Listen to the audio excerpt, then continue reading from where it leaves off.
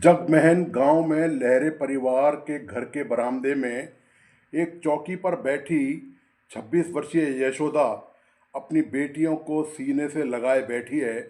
3 साल की श्रद्धा माँ की गोदी में है और लगातार एक ही सवाल दोहरा रही है, पापा कब आएंगे। उसकी 4 साल की बहन प्रियांशी धीमे से कह देती है, मम्मी अब पापा नहीं आएंगे। यह सुनते ही यशोदा फपक पड़ती है। उसकी आंखों से आंसू थमने का नाम नहीं लेते।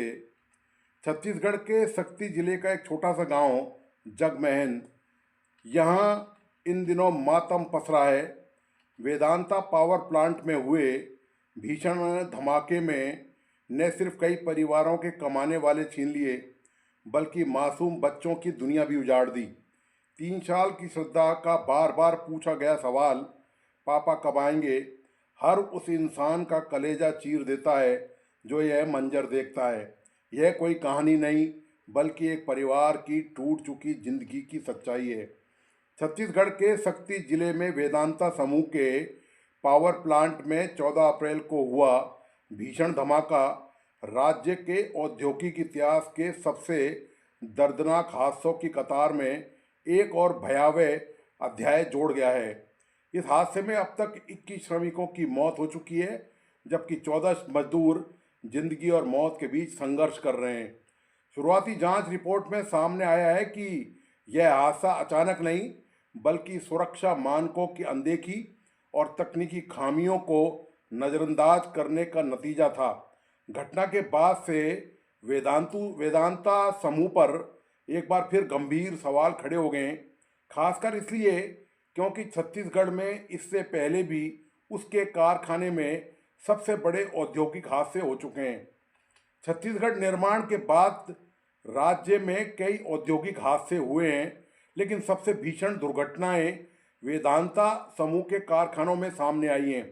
राज्य का सबसे बड़ा औद्योगिक हादसा 23 सितंबर 2009 को कोरबा में स्थित वेदांता स्टेरलाइट पावर प्लांट में हुआ था, जब 1200 मेगावाट संयंत्र की 240 मीटर ऊंची चिमनी गिर गई थी।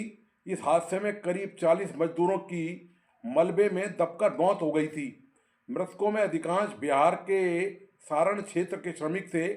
निर्माण कोरबा विकास योजना के प्रावधानों के खिलाफ था और किसी प्रकार की वैधानिक अनुमति नहीं ली गई थी। विशेषज्ञों ने इसे सीधे तौर पर सुनियोजित लापरवाही करार दिया था। कोरबा हादसे के 15 साल बाद जाकर चिमनी निर्माण से जुड़ी बाल्को, सैपको, जीडीसीएल, बीवीआईएल और डीसीपीएल सहित 5 कंपनियों को आरोपी बनाया गया। चिमनी निर्माता कंपनी सेपको के 3 चीनी इंजीनियरों को दोषी ठहराया गया, लेकिन वे विशेष अदालत में पेश नहीं हुए। आज भी यह सवाल कायम है कि 40 मजदूरों की मौत के जिम्मेदारों को अब तक सख्त सजा क्यों नहीं मिली। छत्तीसगढ़ के वेदांता प्लांट ब्लास्ट में 24 और तमिलनाडु के पटाखा फैक्ट्री धमाके में 25 मजदूर मारे गए। 2023 में भारत की फैक्ट्रियों में औसतन रोजाना 3 मजदूरों की मौत हुई है। कुल 1090 मजदूर दुर्घटनाओं का शिकार बने। 2014 से 2023 तक फैक्ट्रियों में 11,108 मजदूरों की मौत हुई, जिनमें मौत का प्रमुख कारण रहा ये हादसे, इस तरह के विस्फोट। तमिलनाडु और छत्तीसगढ़ की घटनाएं हाल फिलहाल की हैं, लेकिन फैक्ट्रियों में कभी धमाका होना और कभी बॉयलर फटना आम बात है। इन घटनाओं में फैक्ट्रियों में काम करने वाले मजदूर बेमौत मारे जाते हैं, एफआईआर होती है, फैक्ट्री मालिकों पर जुर्माना भी लगता है, लेकिन सज़ा कुछ ही लोगों को होती है और प्रबंधकों को तो बिल्कुल नहीं होती। सरकार के आंकड़े बताते हैं कि फैक्ट्रियों में हर दिन 3 मजदूर मारे जाते हैं। यह आंकड़ा और कहीं ज़्यादा होगा, क्योंकि 90% मजदूर असंगठित क्षेत्र में काम करते हैं। भारत में करोड़ों की संख्या में लोग ऐसी जगहों पर काम करते हैं जिनका कोई रिकॉर्ड नहीं रखा जाता। जब रिकॉर्ड नहीं तो मजदूरों की मौत का भी कोई आंकड़ा नहीं।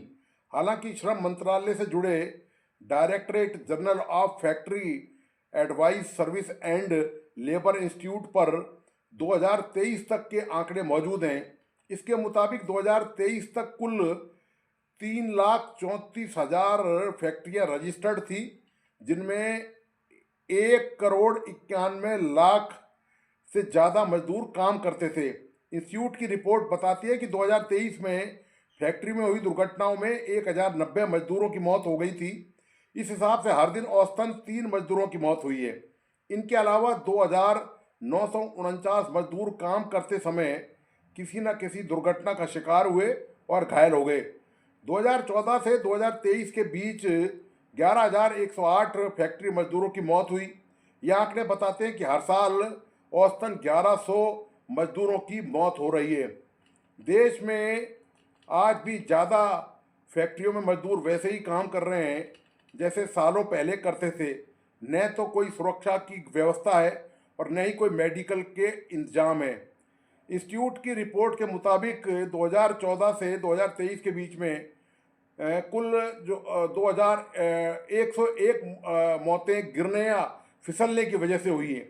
इसके अलावा 1,231 मजदूरों की मौतें मैकेनिकल पावर से चलने वाली मशीनों से हो गई, जो मशीनें सेफ्टी और ट्रेनिंग की कमी को दिखाता है।